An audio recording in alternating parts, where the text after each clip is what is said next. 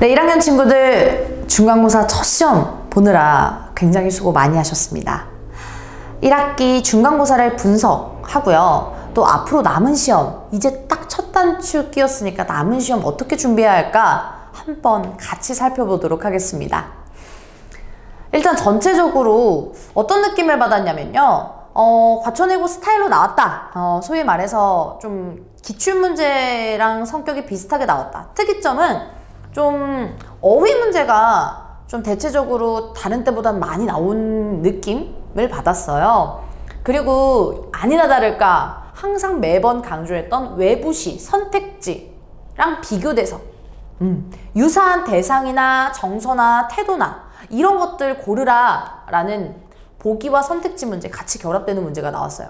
거기에서 조금 이제 변별력이 좀 있었다 싶죠. 그래서 평소에 국어 공부를 많이 한 학생에게는 좀 쉬웠을 테지만 그렇지 않은 학생들은 교과서만 파는 학생들, 그런 친구들한테 좀 많이 어려웠을 거예요. 네, 그러면 한번 세부적으로 문항을 살펴보도록 하겠습니다.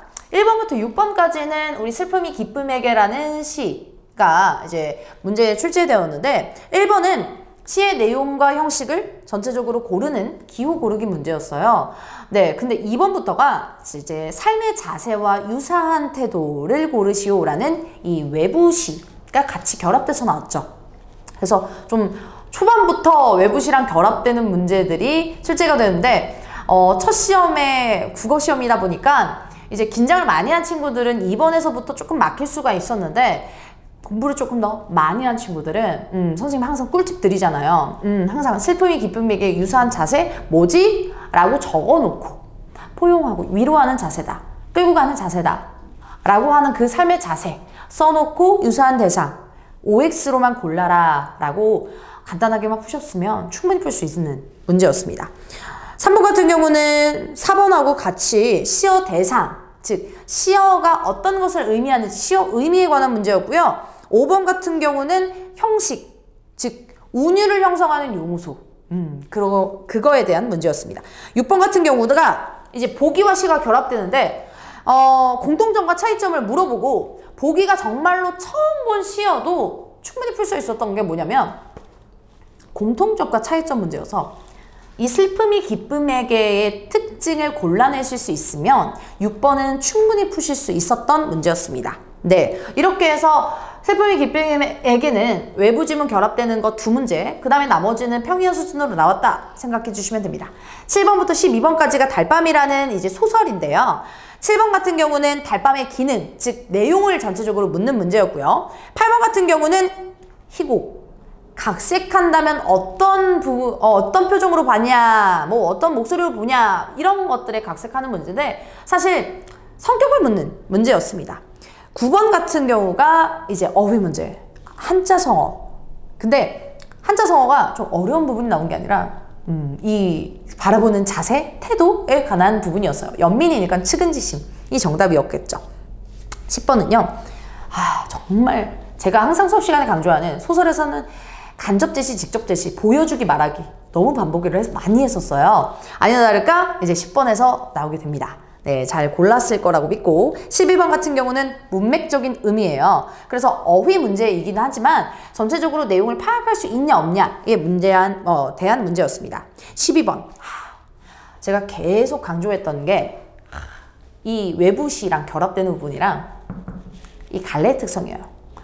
1단원 부분이 시, 소설, 그리고 수필 이렇게 4가지 서사갈래, 서정갈래, 교술 이 4가지이기 때문에 갈래 특성은 무조건 나온다고 항상 강조했는데 나오게 되죠.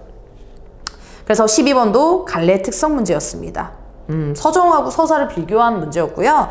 13번 홍계월전, 13번부터 15번까지가 홍계월전인데 우리 달밤 뒷부분에 학습 활동에 실려있는 우리 소설이었습니다. 고전 소설이어서 현대 소설하고 어떤 식으로 차이점, 비교하는 문제였고요. 그리고 계속 강조했던 게 서사갈래는 항상 나오는 게 시점, 또 서술상의 특징, 이거는 과초내고뿐만 아니라 어느 학교든지 무조건 나오는, 무조건 출제되는 그 파트예요. 그래서 홍계월전도 시점에 관련된 문제가, 그래서 전지적 작가 시점, 그걸 아니? 라는 문제가 15번에 쓸려 있었고요. 13번은 전반적인 내용, 14번은 어휘 문제였습니다. 어휘 문제는 단순하게 우리 자습서, 홍계월전 그 끝부분을 조금이라도 주의 깊게 읽었다면 풀 수 있는 3점짜리 문제였습니다. 네. 그 다음에 16번부터 19번까지가 이제 극갈래인 이제 희곡 파수꾼 지문이었는데요. 문제였는데요. 16번도 마찬가지로 희곡의 갈래 특성, 한 발짝 건너면 갈래 특성 묻는다고 했죠. 그 갈래 특성 희곡에 대해서 물어보고요. 그리고 17번 같은 경우는 이제 희곡의 효과, 관객들한테 말 던지는 거 어떤 거냐, 우리 직전 수업까지도 계속 강조를 했었습니다. 그 다음에 18번은 작품에 대해서 평가를 했을 때 어떤 식으로 평가를 하냐, 겉은 형식은 평가 문제지만 속 문제를 막상 읽어보면 이 파수꾼에 대한 내용을 아냐 모르냐에 대한 문제였습니다. 19번은요. 문학을 바라보는 관점. 우리 내재적 관점, 외재적 관점. 다르냐, 틀리냐의 문제. 그 다른 것과 틀린 거는 다르잖아요. 그쵸? 그래서 얘는 같은 내용이더라도 바라보는 관점이 다른 걸 하나를 골라주시는 문제였습니다. 그 다음에 20번부터 26번까지가 통곡할 만한 자리, 교과서에 실려있는, 그 다음에 학습활동에 실려있는, 교과서에 실려있는 반통의 무리였습니다. 그래서 전체적으로 이 고전수필과 현대수필 비교하면서 같이 한번 공부를 많이 했었는데요.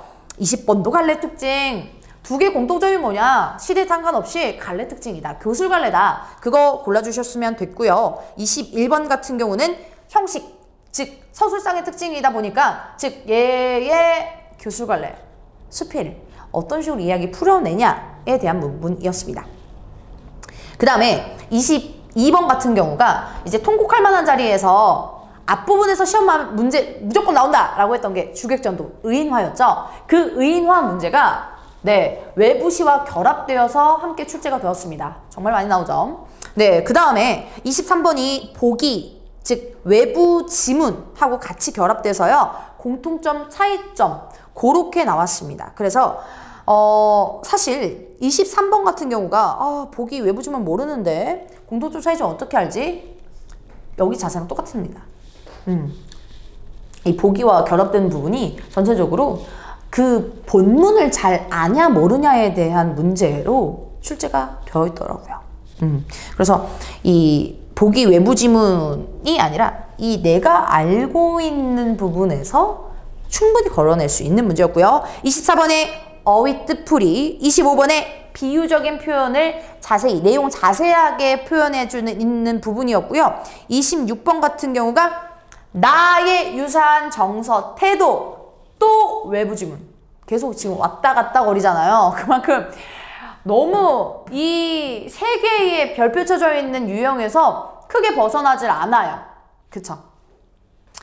그 다음에 마지막 파트가 27번부터 30번 규원가 문제였습니다. 이게 교과서 시험 범위가 대강 1단원이다 라고 확정이 된 다음에 규원가라는 외부 지문 프린트가 나오게 되면서 이제 현대어풀이가 기본적으로 되어 있어야 되고요. 그리고 그 시어들이 어떤 역할이냐가 중점적이 돼야 되는데 거기서 플러스 알파 마찬가지로 또 외부시, 외부 지문 결합할 수 있는 능력이 있냐 없냐에 대한 문제였습니다. 그래서 27번 같은 경우는 표현상의 특징, 대부분 규원가를 한 번씩 쫙 봤을 친구들은 27번은 꼭 맞으셔야 되고요. 28번도 마찬가지예요. 장면 구성 문제지만 내용에 관한 문제입니다. 29번 같은 경우는요. 서경별곡. 그러니까 평소에 국어 공부를 좀 했냐라는 진짜 문제예요. 29번과 30번이 고전 작품이다 보니까 앞부분하고 스타일이 조금 다른 게 앞부분은 그나마 좀 해석하기가 수월하죠. 근데 이 29번, 30번 이 규원가의 외부 지문 파트는 고전 시가이기 때문에 해석도 난해한데 거기서 또 역할을 찾아내야 되니까 좀 다소 어려웠어요. 그래서 문제를 좀 막판에 많이 풀어봤는데 어떨지 모르겠네요. 29번 같은 경우는 서경별곡에 건너 고질이라고 하면 건너 그 꽃을 꺾겠다 있다라는 수식어, 서술어를 보셨으면 아, 얘에 대한 부정적인 감정이 있고 이게 야유원의 세 사람, 즉 새로운 여자에 대한 감정하고 유사하구나, 이걸 캐치하셨으면 정말 잘하셨습니다. 그리고 30번 같은 경우도 고전시와 비교되는데 해석이 관건이었죠. 고전시가 완벽하게 해석될 수는 없을 거예요, 지금 단계에서는. 하지만 수식과 수식어과 그 다음에 서술어를 바탕으로 전체적으로 공부를 하셨으면 충분히 풀 수 있었던 문제입니다. 저희 학원에서는 과천외고 대비반으로 이제 전체적으로 이제 정규 교재와 그 다음에 막판 스퍼트로 이제 스프링 문제가 저랑 같이 공부했던 친구는 공부했던 친구들은 아시죠? 제가 이 두께를 한 2권, 3권 기본적으로 나눠주기 때문에 문제를 많이 풀면서 이 외부시 선택지 보기 그리고 갈래 특성 어휘 모두 다 연습이 되어 있었을 겁니다. 이번에 뭐 잘 보든 못 보든 잘 보든 못 보든 그런 거에 연연하지 말고 앞으로 남은 기말고사 또 남은 2학기, 2학년, 3학년 이런 식으로 철저하게 준비를 하셔서 국어 한국말이니까 그냥 읽으면 되겠지, 교과서 위주로 살펴보면 되겠지? 아니요, 중학교 때랑 달라졌습니다. 교과서 위주뿐만 아니라 메인은 여기서 갈립니다. 기본적인 베이스 공부가 되어 있어야 국어 시험을 과천외고에서 잘 볼 수 있을 겁니다. 네, 너무 수고 많이 하셨고요. 네, 여기까지입니다. 고맙습니다.